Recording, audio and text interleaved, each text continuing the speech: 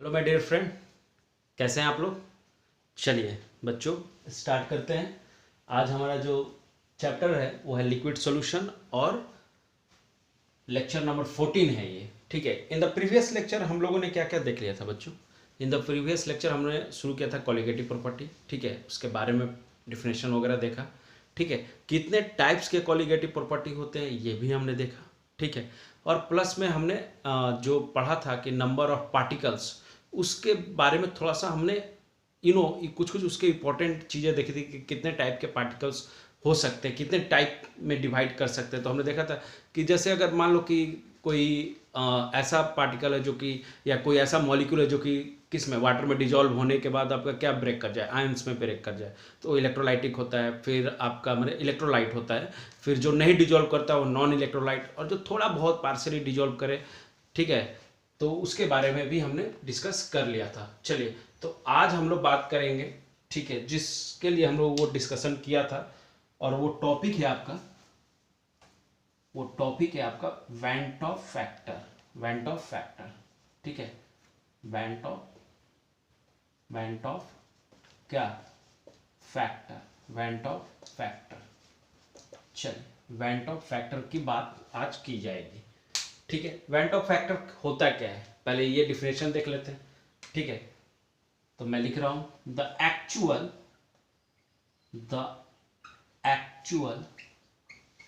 Extent extent of क्या बेटा, dissociation, the actual extent of dissociation and क्या, association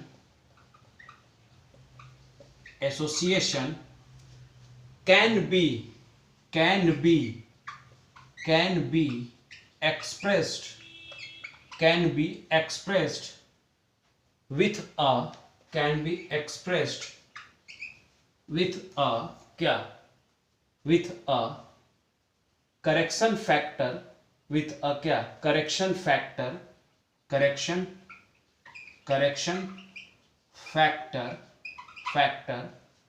known as क्या, van't Hoff क्या, factor known as van't Hoff क्या, factor. Clear है सभी को। ठीक है, देखो समझो बात को कि वेंट ऑफ फैक्टर होता क्या है, पहले ये समझ लेते हैं। देखो, जितना गए, कहने का मतलब है जितना गया, ठीक है, जितना डिजॉल्व होने वाला है, ठीक है, जितना हमने अमाउंट दिया, ठीक है, क्या उतना ही अमाउंट डिजॉल्व हुआ या उतना ही अमाउंट हमें वापस मिला। ठीक है, ये करेक्ट फैक्टर पता करने का जो तरीका है वो हमें कौन बताता है, वेंट ऑफ फैक्टर बताता है कि कितने पार्टिकल्स वापस हमें मिले। जितना पार्टिकल मैंने डाला क्या उतने ही पार्टिकल हमें वापस मिल रहे हैं, ये हमें कौन बताता है, वेंट ऑफ फैक्टर बताता है। तो देखो क्या लिखते हैं वेंट ऑफ फैक्टर के लिए, हम लोग लिखते हैं कि moles of particle in solution. देखो इसके बहुत तरीके हैं लिखने के, ठीक है, मैं लिख रहा हूं मोल्स ऑफ पार्टिकल इन कहां, solution, moles of particle in solution, ध्यान देना, इक्वल टू आई जो हमारा वेंट ऑफ फैक्टर है, इनटू क्या, मोल्स ऑफ पार्टिकल ऑफ क्या, सॉल्यूट। ये ध्यान देना है कि जहां से हमने डाला है मोल्स ऑफ पार्टिकल ऑफ क्या, सॉल्यूट, इसी के बारे में पढ़ना है, सॉल्यूट के बारे में। तो क्या हो गया, moles of particle in solution equal to I, iota भी पढ़ते हैं आई को, I into moles of particle of क्या, सॉल्यूट। ठीक है, अब जरा देखते हैं कि और क्या इसका हो सकता है। ठीक है, आई को और किस किस तरीके से हम लिख सकते हैं इनिशियल। ठीक है, तो दो तीन तरीके और मैं लिख देता हूं जिससे कंफ्यूजन ना रहे कुछ भी। ठीक है, चलो जरा देखते हैं। यस, एक मिनट, चलिए यहां पे मैं लिखूंगा आई इक्वल टू, मतलब van't Hoff factor equal to, मैं लिख सकता हूं कि total number of moles number of क्या बेटा, मोल्स, क्या total number of moles of particle, total number of moles of क्या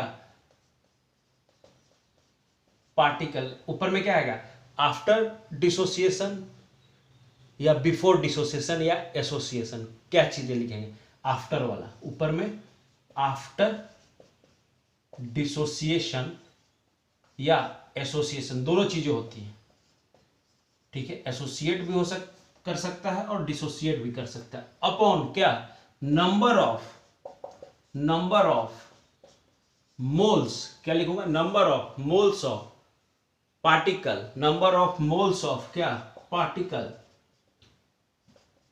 पार्टिकल बिफोर क्या बेटा बोलो, डिसोसिएशन या क्या एसोसिएशन, यहां पे बस आफ्टर है, यहां बस बिफोर है, बस यही अंतर है, ठीक है, ये बातें भी हम बोल सकते हैं, ठीक है, कोई दिक्कत, समझ में आ रही बात, या देखो ध्यान दो, थोड़ा सा और हमको ध्यान देने की जरूरत है यहाँ पे, ठीक है, कुछ और बातें इसमें करते हैं, ठीक है, इसको हम लोग मास के टर्म में, मतलब in the sense of molar mass के टर्म में भी लिख सकते हैं, ठीक है, तो चलो मैं इसको हटा रहा हूं, ठीक है, मोलर मास के टर्म में भी लिख देता हूं, चलो देखो ध्यान देना, अगर मैं लिखूं एक और टर्म यहां पे कि I इक्वल टू, ठीक है, क्या होगा,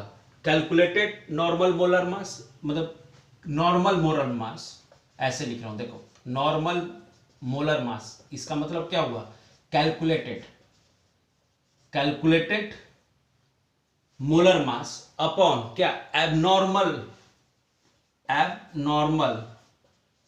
मोलर मास, या इसे क्या बोलते हैं हम लोग, जो ऑब्जर्व किया गया, ठीक है, तो ये बातें होती है, ठीक है, समझ में आ रही बात, देखो ध्यान दो, ये सब फॉर्मूला है, एक ही बात बोल रहा है, ठीक है, और हम लोग ध्यान देना है ये बात कि कॉन्जुगेटिव प्रॉपर्टी इनवर्सली प्रोपोर्शनल होता है, किसके, मोलर मास के, डायरेक्टली प्रोपोर्शनल नहीं होता है, फिर भी यहां से मोलर मास के साथ रिलेशन आता है, ठीक है, तो ये ध्यान देना है, ठीक है, तो चलो रूल 1 देखते हैं, ठीक है, अगर रूल 1 की यहां पे बात की जाए, ये हो गया अपना वेंट ऑफ फैक्टर, ठीक है, इन केस ऑफ, देखो ध्यान दो, एक पॉइंट मैं लिख देता हूं यहां पे मोलर मास से रिलेटेड, ठीक है, देखो ध्यान दो, इन केस ऑफ, क्या बोल रहा हूं, इन केस ऑफ, ध्यान देना, एसोसिएशन, इन केस ऑफ, क्या लिख रहा हूं, थोड़ा रुक जाओ यहां पे, in case of association, in case of association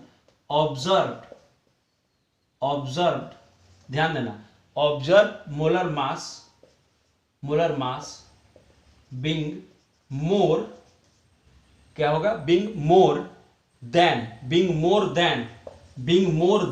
क्या, नॉर्मल ऑफ फैक्टर, समझ में आ रही बात, इज फैक्टर, नॉर्मल ऑफ क्या फैक्टर, क्लियर है बात, या ऐसे लिखो, यहां तो लिखो, in case of association observe molar mass being more than normal, factor करने का मतलब क्या है, आई, फैक्टर करने का मतलब क्या है, आई इज यहां पे लेस देन क्या होगा, 1, किस केस में, जो association of observe molar mass है, नीचे वाला, ठीक है, उसका आई क्या आएगा, लेस देन 1 आएगा, बट इन केस ऑफ क्या, ध्यान देना, dissociation, but in case of क्या बेटा, डिसोसिएशन, वेंट ऑफ, ठीक है, वेंट ऑफ फैक्टर, ध्यान देना, went Hoff factor is more than क्या, 1, एंड मोलर मास इज क्या बेटा बोलो, मोलर मास इज क्या बेटा, लेसर, ये ध्यान देना है, ठीक है, यहां पे मोलर मास लेसर होता है, वहां मोलर मास ज्यादा होगा, यहां पे went Hoff factor greater than 1 होगा, यहां went Hoff factor less than 1 होगा, ये बातें ध्यान रखनी है तुम्हें, क्लियर है बेटा ये बात सभी को, थोड़ा एक बार चेक कर लूँ कैमरे का सेटिंग कि सभी को दिख रहा है कि नहीं। यार इट्स विजुअल, क्लियरली विजुअल है आपको, ठीक है। चलिए चलो अब थोड़ा आगे बढ़ते हैं, ठीक है। देखो ध्यान देना, ये सब पॉइंट पूरा लिख लेना, ये सब काम आएगा जब भी ऑब्जेक्टिव टाइप का क्वेश्चन आता है, ये सब काम आने वाला है आपको, ठीक है। ध्यान दो। अब बात करते हैं रूल 1 से स्टार्ट करते हैं, वेंट ऑफ फैक्टर को चेक करते हैं, ठीक है। रूल 1 मैं लेके चल रहा हूं नॉन इलेक्ट्रोलाइट, नॉन इलेक्ट्रोलाइट, ठीक है। नॉन इलेक्ट्रोलाइट जो डिसोसिएट, कंप्लीटली डिसोसिएट नहीं कर रहे हैं, ठीक है। तो यहां पे वही फॉर्मूला लगेगा, फिर से क्या लिखूंगा, तुम तीनों में से कोई भी फॉर्मूला लिख सकते हो। मैं ये लिख रहा हूं कि moles of particle, moles of particle in कहां बेटा, इन कहां बेटा, solution equal to iota, i भी तुम बोल सकते हो, ठीक है। आई इंटू क्या, moles of particle, particle in क्या बेटा, सॉल्यूट। कोई दिक्कत है यहां तक, i into moles of particle of क्या, सॉल्यूट। कोई दिक्कत है यहां तक, यहां तक दिक्कत है, समझो बात को। देखो इस केस में, इस केस में मोल्स ऑफ पार्टिकल, देखो दूसरे तरह से मैं समझा देता हूं।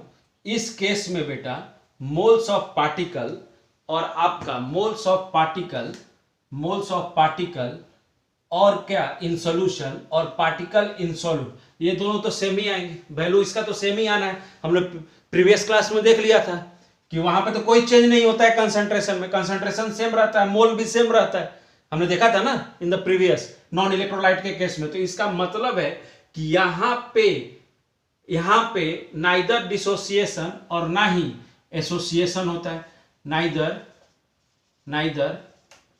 डिसोसिएशन नॉर क्या एसोसिएशन, कुछ भी नहीं होता है यहां पे, ना डिसोसिएशन होता है ना एसोसिएशन होता है। समझ में आ रही बात, नाइदर, यहां पे लिखो नाइदर डिसोसिएशन नॉर एसोसिएशन, ये है, ठीक है। अब जरा समझना है कि ठीक है सर, ना डिसोसिएशन हो रहा है ना एसोसिएशन हो रहा है, ये तो बात हम समझ रहे हैं। तो सर यहाँ पे आयोटा का वैल्यू क्या लेके चलेंगे सर, तो आयोटा का मेरे बच्चों यहाँ पे वैल्यू लेके चलोगे आप 1 के बराबर। इस जो भी नॉन इलेक्ट्रोलाइट होंगे उनका हमेशा आयोटा का वैल्यू फिक्स होगा, आई का वैल्यू हमेशा, वेंट ऑफ फैक्टर का वैल्यू हमेशा फिक्स रहेगा। वो किसके बराबर रहेगा, 1 के बराबर बेटा। ये हमेशा तुम्हें ध्यान देना है बेटा, ध्यान देना है हमेशा। एग्जाम्पल क्या क्या हो जाएगा तो देख लेते हैं, एग्जाम्पल क्या क्या हो जाएंगे सर, तो एग्जाम्पल लिख लेते हैं। जैसे हमने क्या लिखा था, शुगर लिया था, शुगर लिया था, क्या लिया था, शुगर C12H22 और क्या था O11 था ना। एक मिनट मैं बहुत जगह घेरेगा, डायरेक्ट नाम लिख देता हूं, शुगर, ठीक है। आप ले सकते हैं ग्लूकोज, ले सकते हैं फ्रुक्टोज, ले सकते हैं और क्या लेके चल सकते हैं, बोलिए, यूरिया लेके चल सकते हैं, ठीक है। ये सब आपके क्या होंगे, ये सब आपके क्या होंगे, याद रखना, ये सब आपके क्या होंगे, नॉन इलेक्ट्रोलाइट होंगे। और ये हमेशा आपको बेटा ध्यान रखना, ये कुछ एग्जाम्पल हैं जो हमेशा आपके यूज में आएंगे और हमेशा आपको इन सब एग्जाम्पल को ध्यान में रखना है। शुगर, ग्लूकोज, फ्रुक्टोज, यूरिया, ये सब आएंगे, ठीक है ना, जो नॉन इलेक्ट्रोलाइट और भी होते हैं, आप देख लेना, ठीक है। चलो अब नेक्स्ट आगे बढ़ते हैं, ठीक है, ठीक है। चलिए अब नेक्स्ट देखते हैं, ठीक है। चलो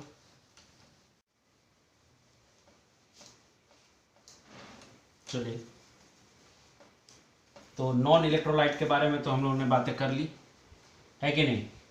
तो नॉन इलेक्ट्रोलाइट में हमने देखा कि जो हमारा वेंट ऑफ फैक्टर है वो क्या है, 1 है, क्योंकि यहाँ पे ना डिसोसिएशन है ना एसोसिएशन है, तो यहाँ पे वेंट ऑफ फैक्टर हमेशा क्या रहता है, 1 के बराबर ही रहता है, फिक्स रहता है। तो ये बात ध्यान रखनी है हमें, ठीक है। तो चलो बेटा नेक्स्ट देखते हैं। अब देखते हैं डिग्री ऑफ डिसोसिएशन किसके लिए, इलेक्ट्रोलाइट्स के लिए, ठीक है। तो डिग्री ऑफ डिसोसिएशन किसके लिए देख रहे हैं, इलेक्ट्रोलाइट्स के लिए।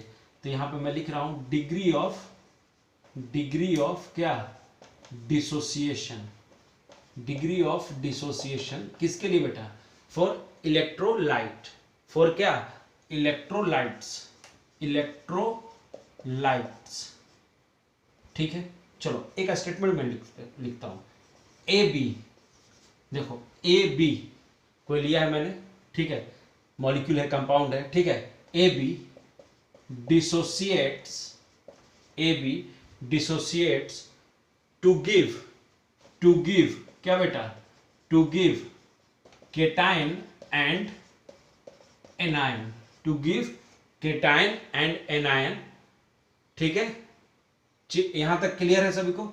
ठीक है, तो देखो मैं ले रहा हूं ए एक्स और क्या, बी वाई, ए एक्स और क्या, बी वाई, इक्विलिब्रियम पे अगर मैं इसको ब्रेक करूं, इक्विलिब्रियम पे अगर मैं इसे ब्रेक कर रहा हूं तो किस में क्या बन रहा है, एक्स ए, चलो वाई प्लस ले लेते हैं, चार्ज प्लस क्या, वाई बी और क्या, एक्स माइनस। कोई दिक्कत यहाँ पे? चलो जैसे तुम समझ लो, मान लो कि मैं ये लिया हूं NaCl, इसी को मैं ब्रेक कर रहा हूं किस पे, Na प्लस और क्या, Cl माइनस, या कोई और ले लो, तुम यहाँ पे ले लो CaCl2 ले लो बेटा, CaCl2 ले लो, इसको भी ब्रेक करो तो किस में टूटेगा बोलो, Ca2 प्लस, अरे दो चार्ज आ गए, अब प्लस क्या, 2Cl माइनस, इसी में ब्रेक करेगा, ध्यान देने वाली बात है। तो इसी टाइप का ये मैंने जनरलाइज फॉर्म लिया है, तो जरा इस पे देखते हैं हम लोग, कंसेप्ट देखते हैं कि क्या हो रहा है। ठीक है, ये हटाऊं, ठीक है, ध्यान दो यहां पे मैंने, ठीक है, इनिशियल कंसंट्रेशन की बात कर रहा हूं मैं, इनिशियल कंसंट्रेशन मान लो इसका C था जो मैंने लिया है, तो इनिशियली तो ये फॉर्म नहीं किए होंगे, तो ये क्या होंगे, 0 0। कोई दिक्कत यहां तक तो नहीं सर? ठीक है, आफ्टर जब हम वाटर में इसको डाला मैंने, तो ये क्या करेगा, ब्रेक करेगा, आयंस में ब्रेक करना शुरू करेगा। तो जब ये ब्रेक किया होगा, किस में, आयंस में, जब ये ब्रेक किया होगा किस में, आयंस में, आफ्टर इनिशियल कंसंट्रेशन, कुछ समय बाद, कुछ टी टाइम पे, ठीक है ना, फाइनल नहीं लिखा हूं, कुछ टी टाइम पे मैंने लिखा है, तो ये ब्रेक किया होगा, तो ये कुछ कंसंट्रेशन इसका घटा होगा, तो मान लो घटा जो कंसंट्रेशन है वो -C अल्फा के बराबर है, C इंटू क्या है, अल्फा, ये अल्फा है, ये अल्फा है, क्या बताता है अल्फा, डिग्री ऑफ क्या, डिसोसिएशन, ये आपने पढ़ा होगा केमिकल इक्विलिब्रियम में, डिग्री ऑफ क्या बता रहा है, ये डिसोसिएशन, ये आपने पढ़ा होगा केमिकल इक्विलिब्रियम में। तो यहां भी क्या बन जाएगा बेटा, बोलो, यहां पे भी क्या बनेगा, XC अल्फा, अरे लिखेंगे ना, और यहां पे क्या बन जाएगा, YC अल्फा, यही तो एपियर होगा, तो इसका मतलब है, ये हटाऊं, देखो देख लो, इसके बाद मैं हटाऊंगा इस सबको, ठीक है। चलो अब ध्यान दो, ये हटा रहा हूं, ठीक है। अब देखो, अगर मैं फाइनल कंसंट्रेशन लिखूं इनका, अगर मैं लिख रहा हूं कि फाइनल कंसंट्रेशन, ठीक है, तो क्या हो जाएगा, ये लिखूंगा C minus C alpha, C से ही कुछ घटा है, तो वो क्या घटा है, C अल्फा, है कि नहीं, और यहाँ पे तो वही रहेंगे XC अल्फा, और ये क्या YC अल्फा, यही फॉर्म किए। कोई दिक्कत? तो अगर कोई मुझसे पूछे कि टोटल कंसंट्रेशन ऑफ पार्टिकल बताइए, यहाँ पे आप क्योंकि कंसंट्रेशन के टर्म में लेकर चला हूं, C के टर्म में, तो टोटल कंसंट्रेशन ऑफ क्या, पार्टिकल्स आप हमें बताइए यहाँ पे, तो क्या लिखूंगा बोलो,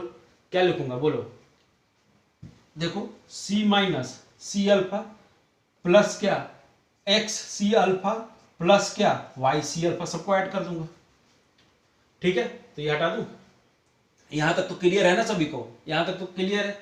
चलो अब जरा आगे बढ़ते हैं, ठीक है। देखो ध्यान दो, अगर मैं ये भी हटा दूं,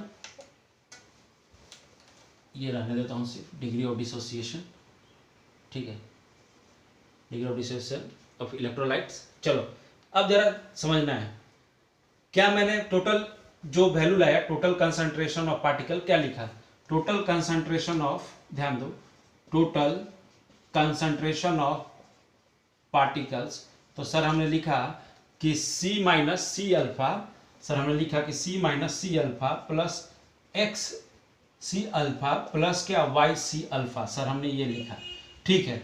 चलो इसको और थोड़ा सा हम लोग सिंप्लीफाई करते हैं। सी को कॉमन ले लें, यहाँ से सी को कॉमन ले लिया बाहर, तो अंदर में क्या बन जाएगा, ये 1 माइनस अल्फा प्लस क्या एक्स अल्फा प्लस क्या वाई अल्फा, यही बना। देख लो देख लो, कोई दिक्कत है किसी को? ठीक है, अब जरा और थोड़ा सा इसको सिंप्लीफाई करने की जरूरत है।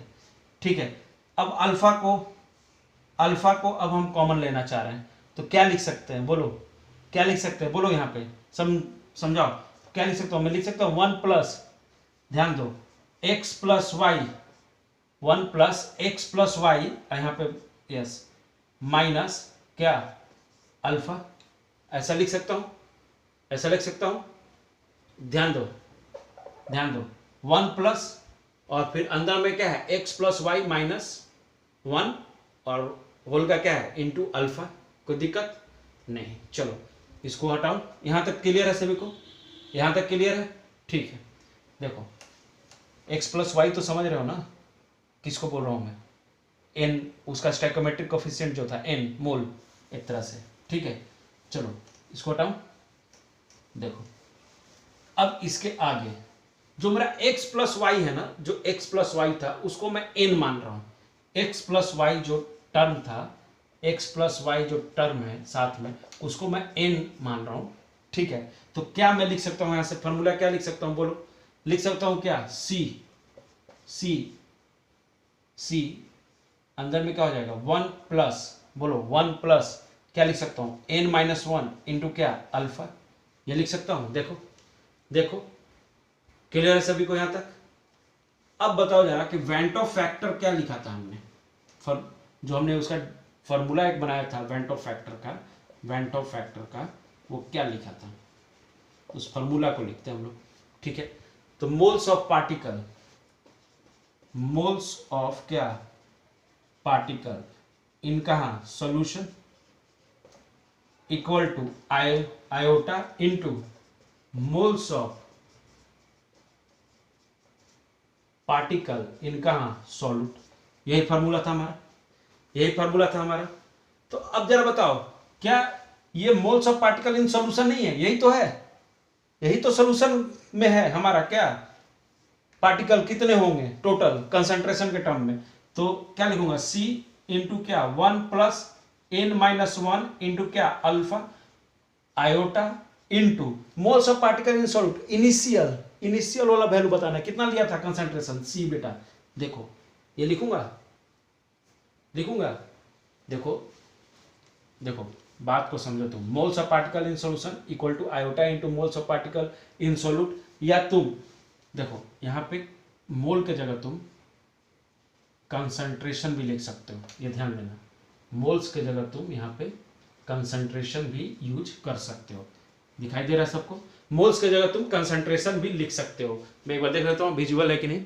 यस विजुअल है। मैंने लिखा है कि यहाँ पे हटा के लिख देता हूँ। देखो तुम बस कुछ नहीं, मोल के जगह तुम कंसंट्रेशन भी रख सकते हो, क्योंकि यहाँ पे हम कंसंट्रेशन टर्म में लेके चले शुरू से।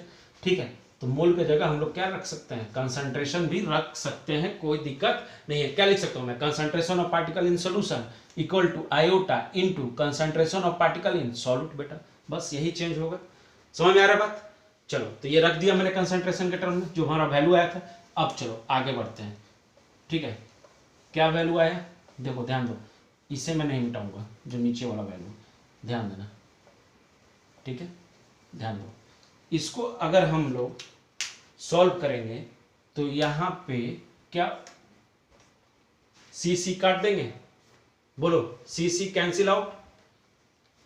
क्लियर है? तो आयोटा इक्वल टू या आई इक्वल टू क्या हो जाएगा बोलो, 1 प्लस क्या n माइनस 1 इंटू क्या अल्फा। यही फॉर्मूला बनेगा फॉर क्या डिग्री ऑफ डिसोसिएशन, मतलब इलेक्ट्रोलाइट्स के लिए आयोटा का फॉर्मूला, मतलब वेंटो फैक्टर का formula I equal to 1 plus n minus 1 into क्या अल्फा। बोलो क्लियर है यहाँ पे? या तुम इसको ऐसे भी लिख सकते हो कि अल्फा इक्वल टू क्या लिख सकते हो, आयोटा माइनस 1। क्लियर है? और ये n माइनस 1 ऐसे भी लिख सकते हो अल्फा के लिए। अल्फा क्या हमारा डिग्री ऑफ डिसोसिएशन। क्लियर है?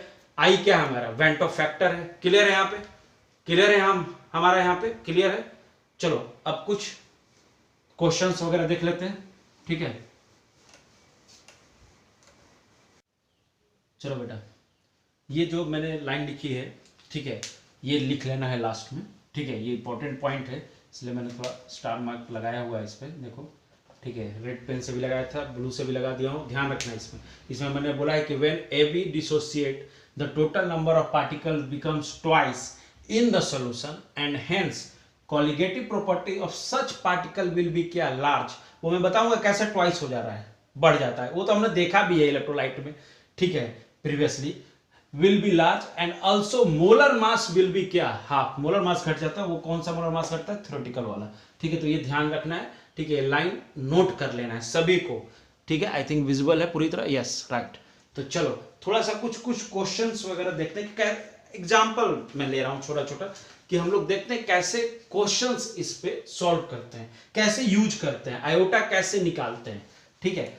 बस कुछ नहीं, उस क्वेश्चन से मैंने डाटा हटा दिया है और सिर्फ जो उसका टर्म वगैरह है वही बस ले लिया है, इसलिए क्वेश्चन छोटा लगेगा आपको। चलिए हटाओ, चलो बेंटो फैक्टर का हम लोग जरा चलो देख लेते हैं, कुछ एग्जाम्पल से इसको रिलेट करके देखते हैं, ठीक है। मान लो हमें एक सॉल्यूट दिया हुआ है, ठीक है, एक सॉल्यूट गिवन है, ठीक है, और ये किस में डाला जा रहा है, ये ध्यान रखना, वाटर में। पहले ही क्लियर कर देता हूँ, मान लो कि KCl है, ठीक है।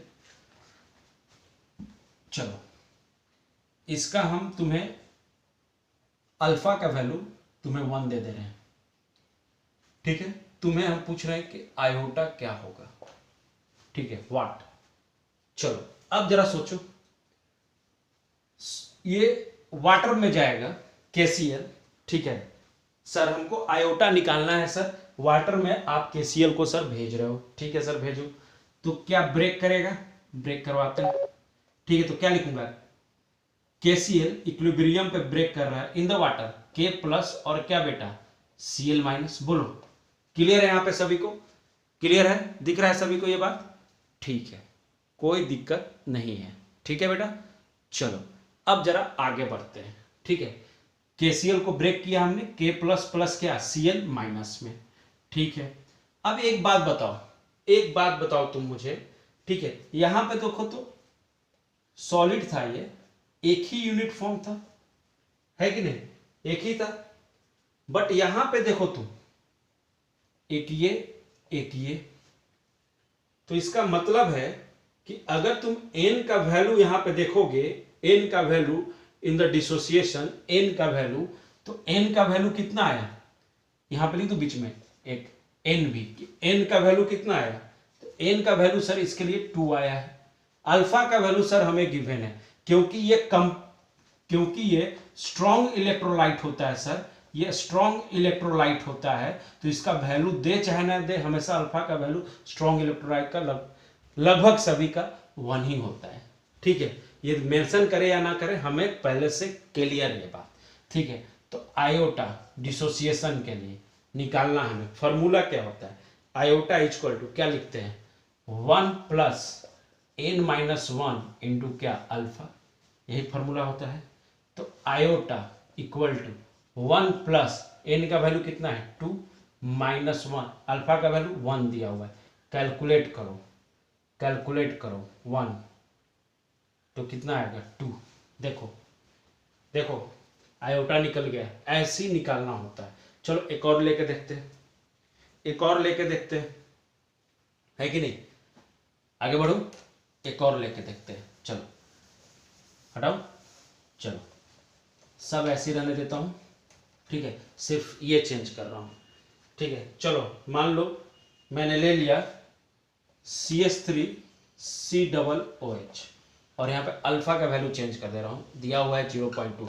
ये नहीं कि सबके लिए 1 ही लेके चलेंगे, ठीक है, ऐसा जरूरी नहीं है, ठीक है। कहीं पे अगर मेंशन किया हुआ है पहले से अल्फा का वैल्यू, तो ये नहीं कि हमने बोल दिया, अमित सर ने बोल दिया अल्फा का वैल्यू 1 लेके चलना है, स्ट्रॉन्ग इलेक्ट्रोलाइट के लिए हमेशा 1 ही होता है। अरे भाई अगर कहीं पे अल्फा का वैल्यू कुछ और दिया है, 0.8 दे दे, 1 दे दे, 2 दे दे, उसका मन, एग्जामिनर का मन अगर कुछ किया देने का तो उसी को लेकर चलना है आपको। अल्फा मतलब क्या, डिग्री ऑफ डिसोसिएशन का वैल्यू, ठीक है। तो ये ध्यान देना, डिग्री ऑफ क्या, डिसोसिएशन का वैल्यू, अगर कुछ और दे दे तो उसको भी आप लेके चलेंगे जो दिया हुआ है, तो ये ध्यान रखना है। तो यहाँ पे CH3COOH के लिए क्या दिया है हमें, 0.2, कोई दिक्कत नहीं। चलिए अब यहाँ पे इसको भी वाटर में ही ले जा रहे हैं, तोड़ो CH3COOH, इक्विलिब्रियम पे तोड़ोगे क्या बनेगा, H+, इसमें टूटा, हाँ सर बहुत बढ़िया।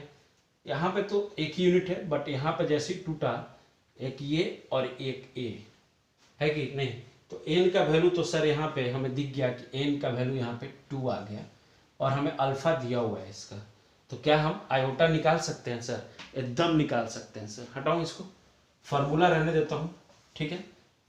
चलो क्या रखेंगे वैल्यू, i इक्वल टू, बोलो 1 प्लस n का वैल्यू कितना लिखा मैं 2, माइनस 1 अल्फा का वैल्यू 0.2, कैलकुलेट करो, 2 माइनस 1 2, कितना देखो कितना आ जाएगा, 1 पॉइंट, देखो ये 2 माइनस 1 तो ये 0.2 ही, तो 1 तो 1.2 ये आएगा, देख लो।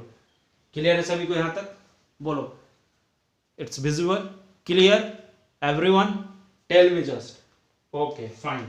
चलो एक और लेके देखते हैं, हटाओ, चलो एक और देख लेते हैं, ये हटाओ,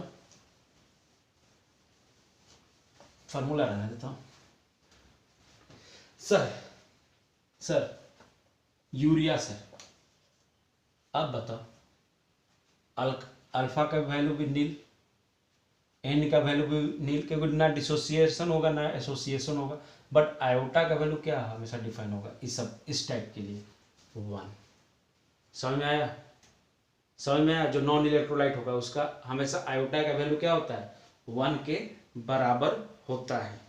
कोई दिक्कत यहाँ तक, बोलो किसी को कोई दिक्कत है तो क्लियर करेगा अभी जस्ट, फिर बाद में नहीं कि सर ये समझ में नहीं आया, ये दिक्कत हो गया, ठीक है। तो अभी क्लियर कर लो अगर किसी को कोई प्रॉब्लम है तो, ठीक है। चलो एक और क्वेश्चन देखते हैं, एक और क्वेश्चन में देखता हूँ, ठीक है। चलो लिया है मैंने K4FeCN होल 6, हमने लिया है, हटाता हूँ मैं इसको, हमने लिया है K4 क्वेश्चन है, क्वेश्चन समझो, K4FeCN होल 6, ये हमें बोल रहा है K4FeCN होल 6 हमें बोल रहा है कि ये 50% आयोनाइज हो रहा है, ये 50% क्या है, आयोनाइजेशन है इसका, 50% आयोनाइजेशन है इसका, ठीक है। तो जरा I का वैल्यू निकालना है, what is the value of I। इस टाइप के क्वेश्चन के लिए क्या सोचेंगे हम लोग, बताओ बेटा, इस टाइप के क्वेश्चन के लिए हम लोग क्या सोचेंगे। तो सर पहले तो हम इसको, ये हम जानते हैं कि ये क्या है सर, एक कॉम्प्लेक्स कंपाउंड है, पहले तो हम ये क्लियर कर लें सर कि ये कैसा कंपाउंड है, एक कॉम्प्लेक्स कंपाउंड है, मतलब कोऑर्डिनेशन कंपाउंड है। ये कैसा कंपाउंड है, कोऑर्डिनेशन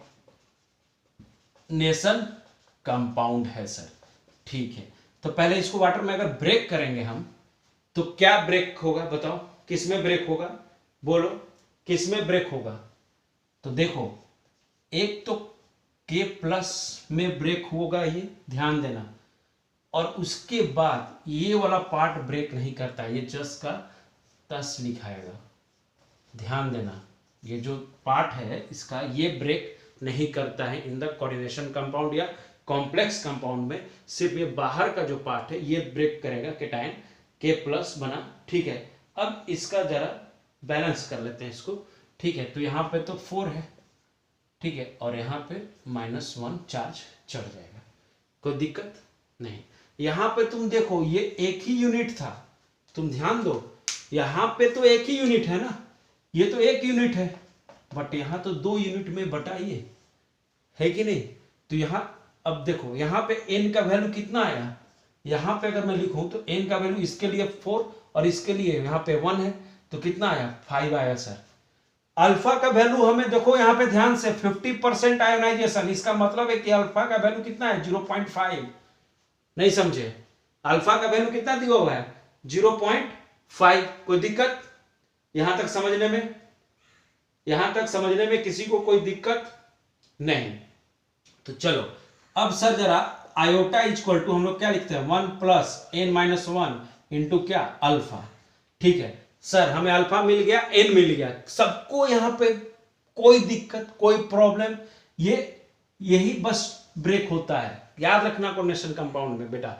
ये आगे हम लोग देखेंगे भी, पढ़ेंगे भी कोऑर्डिनेशन कंपाउंड, 12 में ही पढ़ना है, इनऑर्गेनिक में बहुत इंपॉर्टेंट होता है, क्वेश्चन आते हैं हर साल। ठीक है, तो ध्यान रखना है। तो 1 प्लस क्या होगा बोलो, n का वैल्यू 5 माइनस 1 इंटू क्या 0.5। इसको तुम सॉल्व करो, इसको तुम सॉल्व करो तो 0.5 तो ये 2 आ जाएगा यहाँ पे तो, ठीक है, और यहाँ पे 1 है तो 3 हो जाएगा। तो आयोटा का वैल्यू यहाँ पे 3 हो गया। देखो देखो सभी को क्लियर है? देख लो, कोई दिक्कत किसी को भी इसमें? देखो कंसेप्ट क्लियर होना चाहिए, ठीक है ना। अगर कंसेप्ट क्लियर होगा तो कोई भी प्रॉब्लम नहीं आने वाला है। कंसेप्ट में दिक्कत होगा तो प्रॉब्लम आएगा। ऐसी टाइप का क्वेश्चंस आते रहेंगे आपको, और भी वेराइटीज होता है क्वेश्चन का। जब वेंट ऑफ फैक्टर को और सारे कॉलिगेटिव प्रॉपर्टी के साथ जब रिलेक्ट करेंगे तब और क्वेश्चंस बनेंगे इसके। ये हर जगह यूज होता है went Hoff factor in the colligative property, इसलिए आपको पहले पढ़ाया जा रहा है। ध्यान रखिएगा, बाकी लोग बाद में पढ़ाएंगे, मगर इसका यूज इतना है कि इसको पहले पढ़ना ही चाहिए, क्योंकि बेस ही यही है कॉलिगेटिव प्रॉपर्टी का। तो इसको बाद में इसलिए लोग पढ़ाता है कि इतना इंपॉर्टेंट नहीं देता, हाँ चलो चलो ठीक है, तो बच्चे भी लास्ट में छोड़ देते हैं देख के, अरे हाँ इंपॉर्टेंट नहीं, तभी तो सर लास्ट में पढ़ाए। पर हमारे लिए बहुत इंपॉर्टेंट है, बिना इसके हम आगे नहीं पढ़ सकते हैं। ठीक है, तो चलिए आज के लिए हम लोग इतना ही रखते हैं। ठीक है, नेक्स्ट क्लास में इसको हम लोग कंटिन्यू करेंगे। ठीक है, वेंट ऑफ फैक्टर आपका एक तरह से समाप्ति हो गया है। थोड़ा सा एक और इसका डिसोसिएशन वाला पार्ट कर लिए हैं, एक और एसोसिएशन वाला पार्ट बचा हुआ है। उसके बाद हम लोग कॉलिगेटिव प्रॉपर्टी का फर्स्ट जो प्रॉपर्टी है वहाँ से स्टार्ट कर देंगे।